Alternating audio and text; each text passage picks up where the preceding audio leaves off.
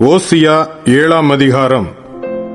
நான் என் ஜனத்தின் சிறையிருப்பை திருப்பும் போதும், நான் இஸ்ரவேலை குணமாக்க விரும்பும் போதும், எப்ராயீமின் அக்கிரமமும் சமாரியாவின் பொல்லாப்புகளும் வெளிப்படுத்தப்படும்.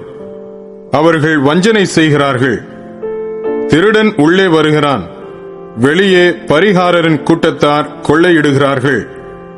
அவர்கள் பொல்லாப்பையெல்லாம் நான் நினைவில் வைத்திருக்கிறேன் என்று அவர்கள் தங்கள் இருதயத்தில் சிந்திக்கிறதில்லை. இப்போதும் அவர்களுடைய கிரியைகள் அவர்களை சூழ்ந்து கொண்டது. அவைகள் என் முகத்துக்கு முன் இருக்கிறது. ராஜாவை தங்கள் பொல்லாப்பினாலும் அதிபதிகளை தங்கள் பொய்களினாலும் சந்தோஷப்படுத்துகிறார்கள். அவர்கள் எல்லாரும் விபசார கள்ளர். அப்பஞ்சுடுகிறவன் எரிக்கும் அடுப்பை போல் இருக்கிறார்கள். அவன் மாவை பிசைந்தது முதல் அது உப்பி போகும் மட்டும் அனலை மூட்டாமல் ஓய்ந்திருக்கிறான்.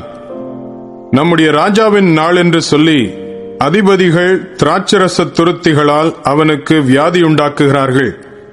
சரசக்காரரோட கூட அவன் தன் கையை நீட்டுகிறான். அவர்கள் பதிவிருக்கும் போது தங்கள் இருதயத்தை அடுப்பை போல் ஆயத்தப்படுத்துகிறார்கள். அவர்களில் அடுப்பு மூட்டுகிறவன் முழுதும் தூங்கினாலும் காலமேயோ வென்றால் அது ஜுவாலிக்கிற அக்கினியாய் எரியும். அவர்கள் எல்லாரும் அடுப்பை போல அனலாகி தங்கள் நியாயாதிபதிகளை பட்சித்தார்கள். அவர்களுடைய ராஜாக்கள் எல்லாரும் விழுந்தார்கள். அவர்களில் என்னை நோக்கி கூப்பிடுகிறவன் ஒருவனும் இல்லை. எப்ராயிம் அந்நிய ஜனங்களோட கலந்திருக்கிறான். எப்ராயிம் திருப்பி போடாத அப்பம். அந்நியர் அவனுடைய பலத்தை தின்கிறார்கள். அவனோ அதை அறியான். நரைமயிரும் அவனில் தெளித்திருக்கிறது. அவனோ அதை அறியாதிருக்கிறான். இஸ்ரவேலின் அகந்தை அவர்கள் முகத்துக்கு முன்பாக சாட்சியிட்டாலும் அவர்கள் தங்கள் தேவனாகிய கர்த்தரிடத்தில் திரும்பாமலும் இவை எல்லாவற்றிலும் அவரை தேடாமலும் இருக்கிறார்கள். எப்ராயிம் பேதையான புறாவை போல் இருக்கிறான். அவனுக்கு புத்தி இல்லை. எகிப்தியனை கூப்பிடுகிறார்கள், அசீரியனிடத்துக்கும் போகிறார்கள். அவர்கள் போகும்போது என் வலையை அவர்கள் மேல் வீசுவேன்.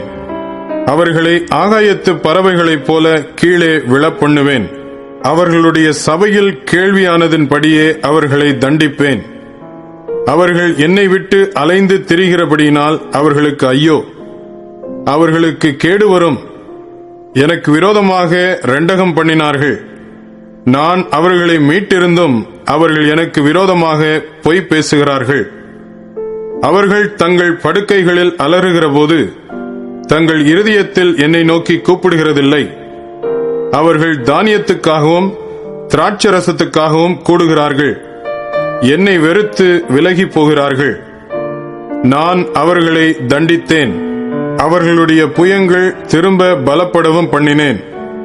ஆகிலும் எனக்கு விரோதமாக பொல்லாப்பு நினைக்கிறார்கள். திரும்புகிறார்கள், ஆனாலும் உன்னதமானவிடத்திற்கு அல்ல. மோசம் போக்குகிற வில்லை போல் இருக்கிறார்கள். அவர்களுடைய அதிபதிகள் தங்கள் நாவினுடைய உக்கிரத்து நிமித்தம் பட்டயத்தால் விழுவார்கள். இதுவே எகிப்து தேசத்து நிமித்தம் அவர்களுக்கு வரும் நிந்தை.